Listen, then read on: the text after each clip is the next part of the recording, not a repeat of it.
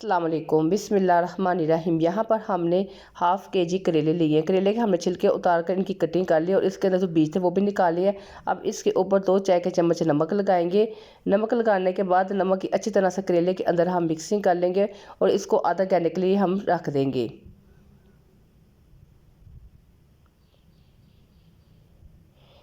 यहाँ पर आधा घंटा हो गया है। अब हम इस करेले को 2 से 3 पानी धो लेंगे अच्छी तरह से। यहाँ पर 2 से 3 पानी धोने के बाद अब हम इसके अंदर से जो एक्स्ट्रा पानी है वो दबा के करेले के अंदर से निकाल लेंगे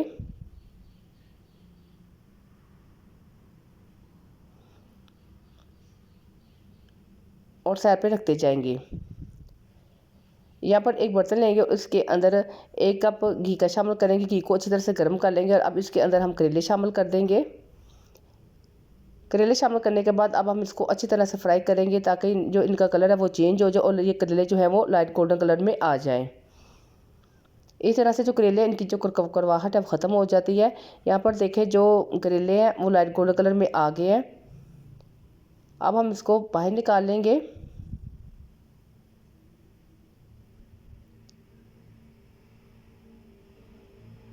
इस तरह से जितने भी हमने करेले को पहले फ्राई किया हम सारे इसको प्लेट में निकाल लेंगे।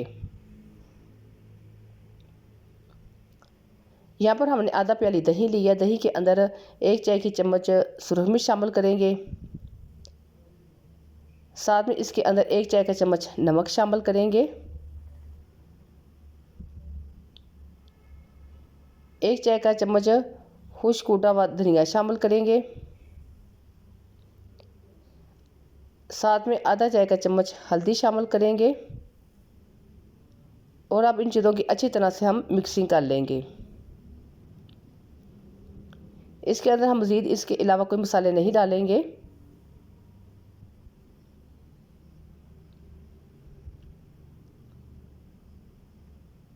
अब जिस घी के अंदर हमने करेले फ्राई किए थे उसी घी के अंदर हम थोड़ा सा घी निकाल लेंगे और जितना हमने इस्तेमाल करना है तकरीबन आधा कप हम घी लेंगे और इसके अंदर 1 चाय का चम्मच हम साबुत ज़ीरा शामिल करेंगे। ज़ीरा शामिल करने के बाद हम इसको थोड़ी देर फ्राई कर लेंगे ज़ीरे को और फिर इसके अंदर 1 खाने का चम्मच अदरक और लहसुन का पेस्ट शामिल कर लेंगे। अदरक और लहसुन के पेस्ट को भी हम 1 मिनट तक घी के अंदर फ्राई करेंगे।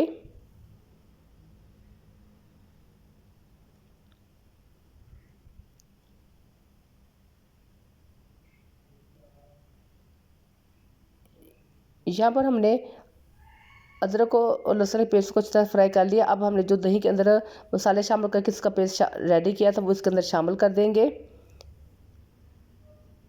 और इसको हम थोड़ी देर पका लेंगे।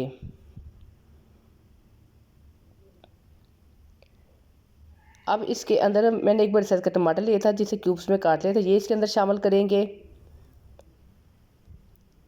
टमाटर शामिल करने के बाद हम थोड़ी सी पकाई करेंगे ताकि जो टमाटर थोड़े से सॉफ्ट हो जाए। जैसे थोड़े टमाटर सॉफ्ट होंगे तो इसके अंदर प्याज शामिल कर देंगे। 2 मैंने मीडियम साइज़ के प्याज लिए थे जिसे मैंने स्लाइस में काट लीजिए, इसके अंदर शामिल कर देंगे। प्याज शामिल करने के बाद अच्छी तरह से इसकी हम मिक्सिंग कर लेंगे।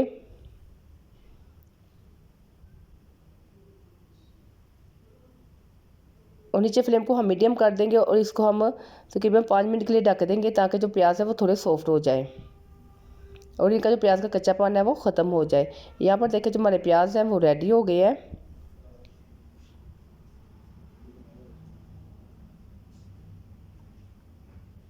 अब इसके अंदर 2 से 3 सब्ज़ मिर्चें बड़ी कटी हुई शामिल करेंगे। सब्ज़ मिर्च की भी इसके मसाले के अंदर अच्छी तरह से मिक्सिंग कर लेंगे और फिर इसके अंदर जो हमने फ्राई किए हुए करेले को बाहर निकाला था इसके अंदर शामिल कर देंगे।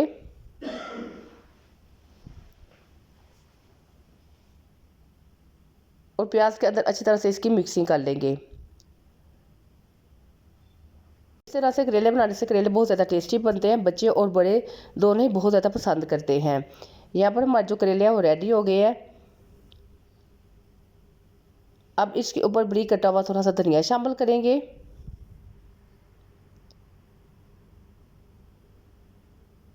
धनिया शामिल करने के बाद धनिया की भी हम मिक्सिंग कर लेंगे और किसी प्लेट वगैरह के अंदर इसको निकाल लेंगे। यहाँ पर हमारे जो करेले हैं वो रेडी हो गए हैं। अगर आपको मेरी वीडियो अच्छी लगे तो मेरे चैनल को सब्सक्राइब कर ले, मेरी वीडियो को लाइक और शेयर भी कर दिया करें। वीडियो देखने के लिए थैंक यू। अल्लाह हाफिज़।